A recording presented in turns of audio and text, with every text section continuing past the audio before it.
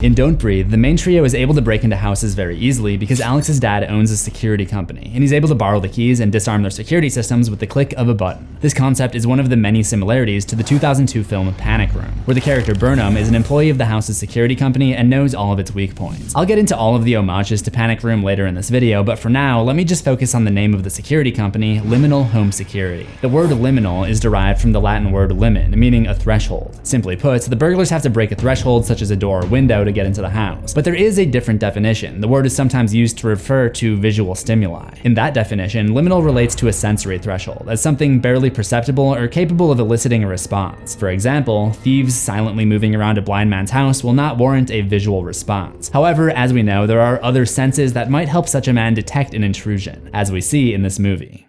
No pun intended. To learn the hidden meaning behind the code to the blind man's safe, stick around to the end of this video.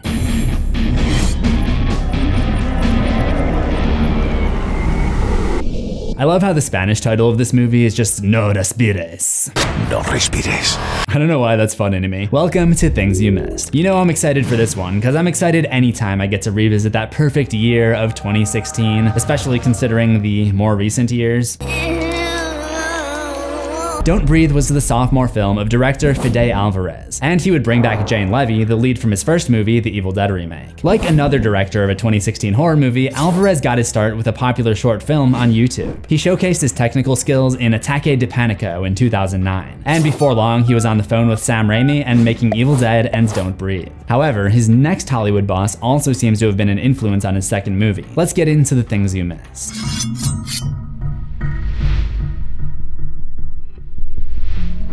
The opening shot of the movie shows a scene from later on in the story, where Rocky is being dragged back into the house by the blind man. I had to double check that this was actually her, because later we find out that she was not the first woman to be kidnapped by him. But chronologically, the first characters that we meet are the trio of burglars. There's Money, who has a money tattoo because he likes money, Rocky, the struggling young mom, and Alex, the son of the security system man. Despite these three filling the Sly Cooper archetypes of the brawn, the brains, and the thief, they're more of an homage to another band of thieves, Junior, Burnham, and Raul from the movie Panic Room. Tap here for the Things You Missed episode on Panic Room if you haven't seen it. As I mentioned earlier, there are a lot of similarities to Panic Room, and I do have a reason for using the word homage rather than the words ripoff. Fede Álvarez's next movie after Don't Breathe would be The Girl in the Spider's Web, the sequel to The Girl with the Dragon Tattoo, which was directed by David Fincher, who also directed Panic Room. In fact, Fincher was executive producer of The Girl in the Spider's Web, so he probably wouldn't have hired Álvarez if he felt that he had ripped him off on his previous movie. I mean, that would be like if I joined Screen Rant. I view it more in tune with how I view Disturbia as a tribute to Rear Window, or Insidious as the unofficial remake of Poltergeist. There are certain things that make it obvious that Don't Breathe is a tribute. Panic Room opens with 3D titles superimposed on the real world. Don't Breathe ends with that. Rocky in Don't Breathe has the same hairstyle as Meg Altman in Panic Room. Money has the same hairstyle as Junior in Panic Room, and both have kind of a short temper. Both feature thieves who target a specific house because they know that there's money inside. Both homeowners are perceived as being weak, but that very weakness ends up making them stronger. Both homeowners are attacked with gas. Both movies have a moment where the burglars discover that there's actually more money than they thought. There's a lot more than 300 grand in there. There's gotta be about $1 million. Both have burglars who unexpectedly bring a gun. Both have a burglar that bails out when things aren't as promised. Not with people here, and not with me.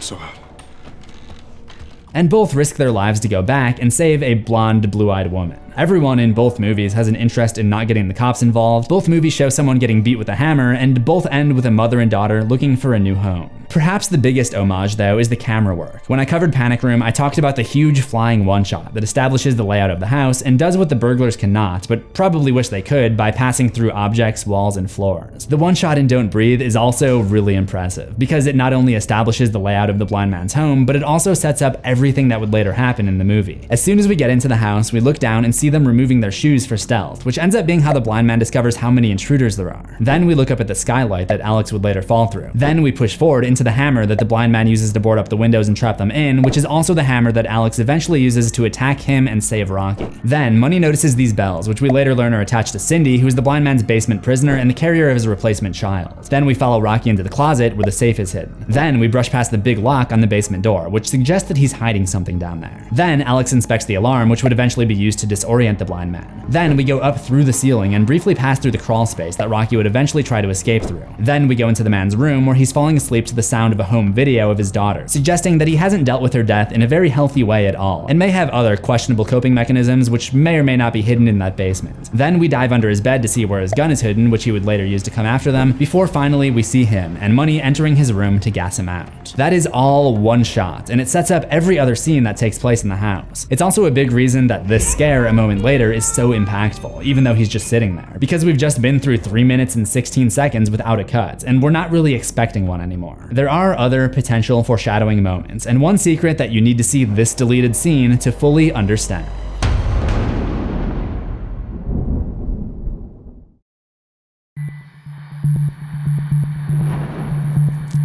At the first house that they break into, Alex starts by grabbing a pair of headphones, perhaps a clue that sound plays a huge role in this movie. He also grabs a book, Fool's Gold by Dolores Hitches, a 1958 novel about 2 teen delinquents and a girl who try to rob a house that looks like it's gonna be an easy job, but they find themselves in trouble after getting wrapped up with some older, more experienced thieves. There is a movie adaptation of Fool's Gold, a French picture called Bande of Outsiders, and thanks to my French New Wave class in college, I have seen it. There's a scene in that movie where the characters are dancing to music from a jukebox at a restaurant.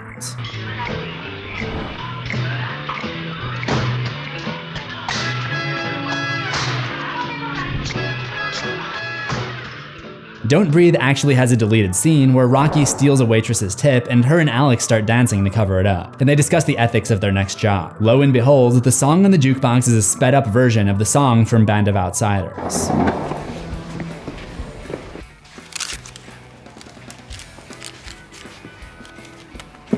What are you doing? Dancing. I mean that. Are you kidding?